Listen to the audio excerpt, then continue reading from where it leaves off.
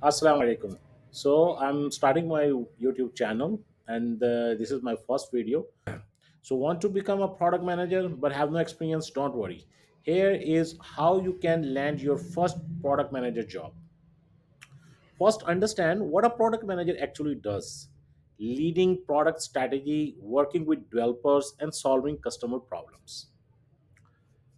Start learning key skills like roadmap planning, wireframing, data analysis. Free courses on Coursera, Udemy, and YouTube are a great start.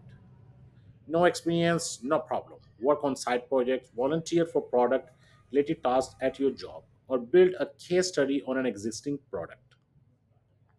Use LinkedIn, Medium, Substack, Patreon, or even Twitter to talk about product, share insights, and engage with the product manager community.